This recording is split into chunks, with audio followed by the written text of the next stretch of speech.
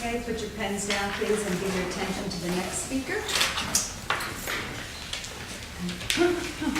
Our next speaker, timer, please put the lights to green. It's off. Off. Our next speaker, Donald Booth, Late Night Thoughts. Donald Booth, Late Night Thoughts.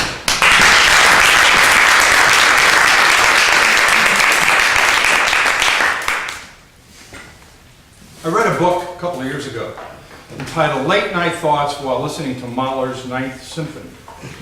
It was written by a biologist. And in the book, he credits that experience of late night thoughts while listening to Mahler's Ninth Symphony to the series of essays he then published in the book. That always intrigued me, the idea of not just meditating, but having kind of a focused meditation or a led meditation by listening to music late at night with the purpose of thinking. So the other night I tried it. Now, Mahler, I knew about.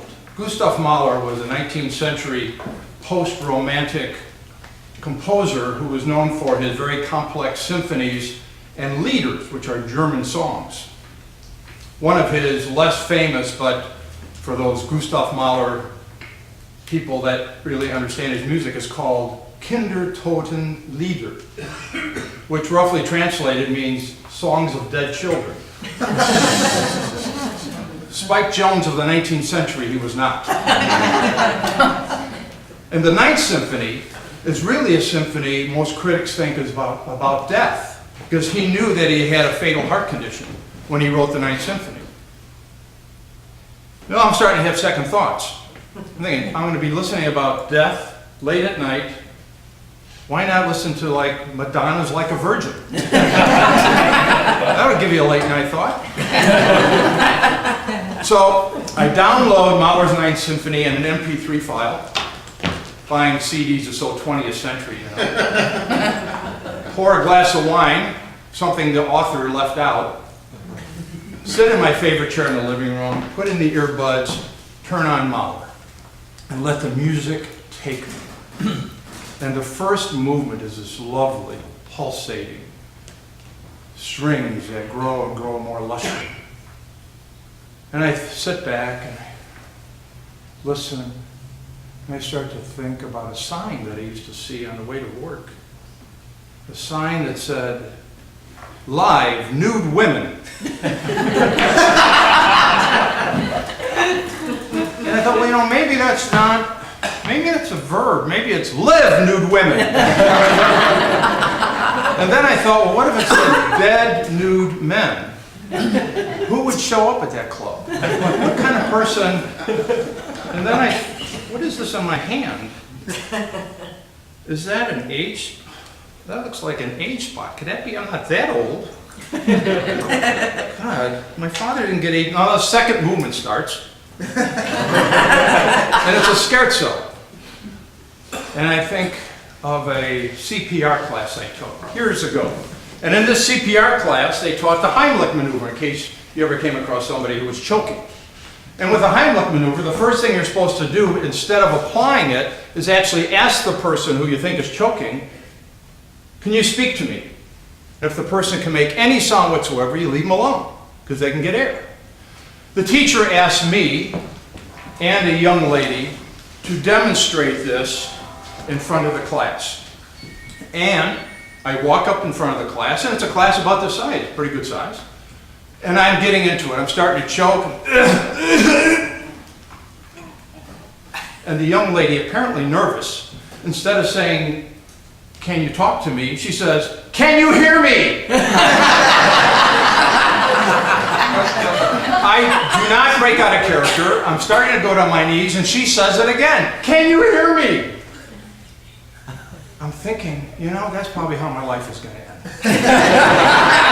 I'm going to be at a restaurant, I'm going to be 80 years old, I'm going to choke on a piece of meat, and some teeny bopper is going to come up and say, "Can you hear me?" And inside I'm going to be thinking, is this funny? Is this sad? What a way to go. How absurd. And by the way, what is this on my hand? It looks like a 6'6". No, it can't be. the third symphony, the third movement started. And the third movement is this crazy, discombobulated waltz. And I think, you know, maybe I won't go by that Heimlich maneuver. Maybe, I used to think about this a lot, that I'll be walking across the street late at night, maybe having a glass of wine at a bar, and it's dark, and a car full of teeny boppers, young girls who are talking and not paying attention, run me over. And there's a little bump, and they don't even notice, and they keep going. But now I'm convinced it wouldn't be a car full of girls, it would be one girl texting. And after she hits the bump, she'd say something like, speed bump, LOL.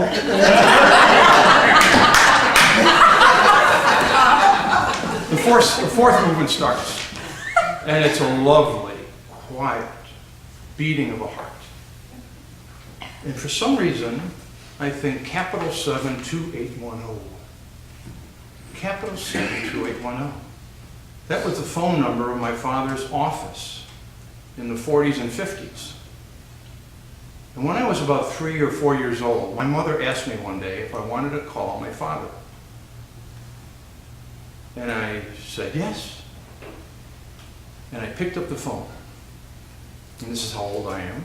The phone didn't have a dial. You picked up the phone and you listened until an operator came on and said, number please.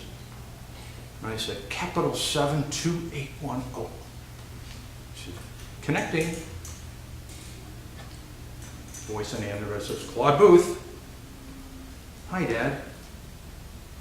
Hi, son.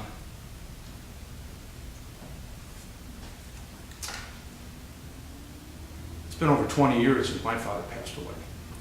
But sometimes I still miss him. And then I thought, as the movement continued, and by the way, this last movement, critics say it's the closest music comes to silence, because it just fades away.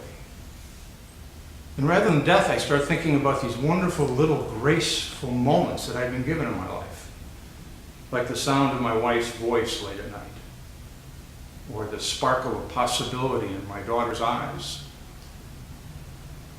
or the sound of my 1-year-old grandson, his soft breath when he falls asleep in my arms. Then I'm convinced that, in fact, this is not a symphony about death. It's a symphony about the graceful moments we enjoy in our lives. And this is okay, I think.